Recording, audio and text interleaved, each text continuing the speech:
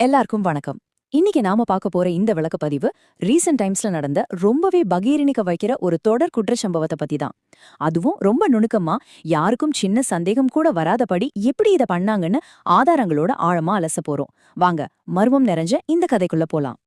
6 மரணங்கள், ஒரே குடும்பம், 17 வருஷமா ஒரு பெரிய ஏமாற்று வேலை. உண்மையிலே இதை நினைச்சா தலை சுத்துதில்ல? பாப்பதற்கு ரொம்பவே சாதாரணமான ஒரு பெண் எப்படி தன்னோட சொந்த வீட்டையே ஒரு கிரைம் சீனா மாத்துனாங்க, அதுவும் 2 தசாப்தங்களா யாருக்கும் எந்த சந்தேகமும் வராதபடி எப்படி தப்பிச்சாங்க அப்படிங்கறத தான் நம்ம தேட போறோம்.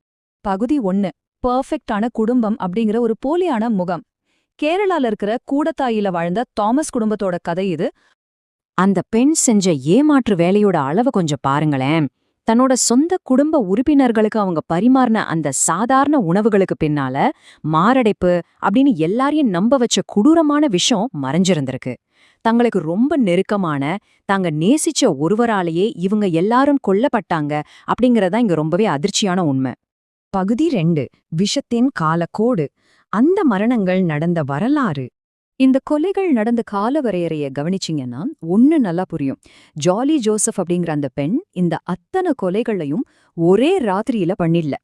யாருக்கும் எந்த சந்தேகமும் வந்துடக்கூடாது அப்படிங்கிறதுக்காக ரொம்பவே பயங்கரமான பொறுமையோட செயல்பட்டிருக்காங்க. சில கொலைகளுக்கு நடுவுல பாத்தீங்கன்னா தன்னோட அடுத்த நகர்வுக்காக பல வருஷங்கள் கூட அவங்க அமைதியா காத்திருந்திருக்காங்க. பகுதி 3. நோக்கங்கள், வழிமுறைகள் மற்றும் அவங்க கையாண்ட தந்திரங்கள்.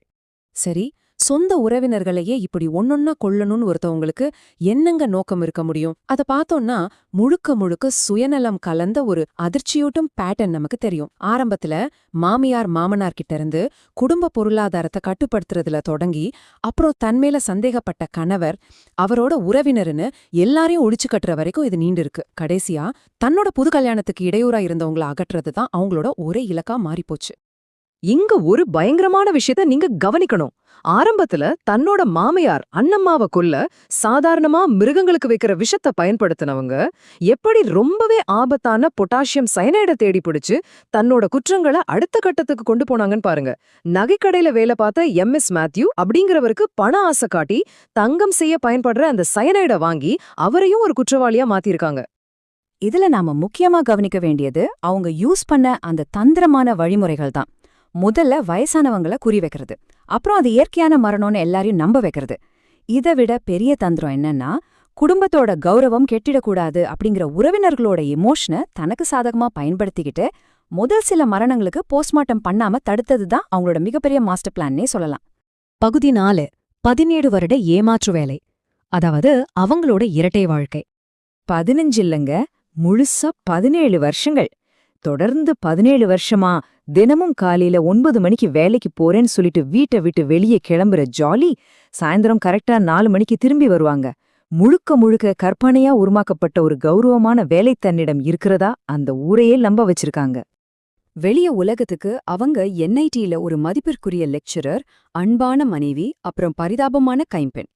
ஆனா அவங்களோட தனிப்பட்ட நிஜ வாழ்க்கை முற்றிலும் வேற மாதிரி இருந்திருக்கு. எந்த வேலையும் இல்லாம சும்மா டைம் பாஸ் பண்றதுக்காக NIT பக்கத்துல ஒரு அறைய வாடகைக்கு எடுத்துக்கிட்டு ஒரு சீரியல் கில்லரா அவங்க வாழ்ந்த விதம் ஒட்டுமொத்த கிராமத்தையும், ஏன் அவங்க கூடவே வாழ்ந்த குடும்பத்தாரையுமே அப்படியே முட்டாளாக்கியிருக்கு. பகுதி 5. விசாரணை மற்றும் சோஷியோபாத் மனநிலை. எப்படியோ ஒரு வழியா அமெரிக்கால இருந்த ராயோட சகோதரர் கொடுத்த புகாரால இந்த கேஸு SP KJ சைமன் அவங்களோட கைக்கு போச்சு. அவர் இந்த கேஸ்ல இருந்த எல்லா புள்ளிகளையும் ஒன்னா இணைச்சு பார்த்தப்போ வெளிப்படையான 3 ஒற்றுமைகள் கிடைச்சுது. இறந்தவங்க எல்லாரோட வாயிலையும் நுரத்தலை இருந்திருக்கு, சாப்பிட்ட கொஞ்ச நேரத்திலேயே எல்லாரும் இறந்திருக்காங்க. முக்கியமா ஒவ்வொரு மரணம் நடக்கும்போதும் அந்த குறிப்பிட்ட நேரத்துல ஜாலி ஜோசப் மட்டும்தான் அவங்க கூட இருந்திருக்காங்க. இந்த விஷயங்கள் நேரா உணவு பரிமாறின அந்த பெண்ணையே சுட்டிக்காட்டு. அடுத்து தடயவியல் நிபுணர்கள் அவங்க வீட்டை செக் பண்ண போதும் அந்த பகீர் உண்மை வெளியே வந்துச்சு. சமையல் அறையில இருக்கிற ஒரு சாதாரண மசாலா டப்பாக்குள்ள சயனைடு மறைச்சு வைக்கப்பட்டிருந்ததை கண்டுபிடிச்சாங்க. அன்றாடம் பயன்படுத்துற சமையல் பொருட்களுக்கு பக்கத்திலேயே ஒரு கொலையாயுதத்தை மறைச்சு வச்சிருந்தது இந்த விஷம் வைக்கிற சம்பவங்களோட கொடூரமான தன்மை நமக்கு அப்படியே உணர்த்தது. ஆனா இந்த வழக்க நாம நடுநிலையா பார்க்கணும்னா ஜாலியோட தரப்பு வழக்கறிஞர் முன் வச்ச சட்டப்பூர்வமான வாதத்தையும் நம்ம கண்டிப்பா கவனிக்கணும்.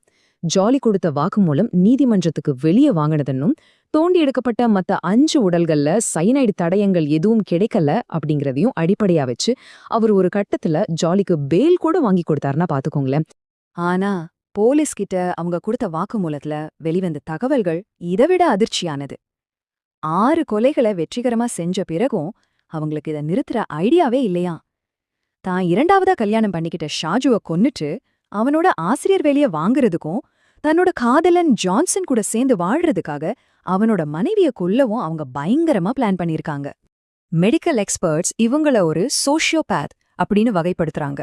அதாவது தான் செய்யறது சரின்னு தெரிஞ்சோ இல்ல தப்புன்னு தெரிஞ்சோ எந்த ஒரு குற்ற உணர்ச்சியும் இல்லாம ரொம்ப கொடூரமான செயல்களை செஞ்சுட்டு வெளியில ரொம்பவே சாதாரணமா மத்த மனுஷங்க கூட பழகுற ஒரு ஆபத்தான மனநிலை இது.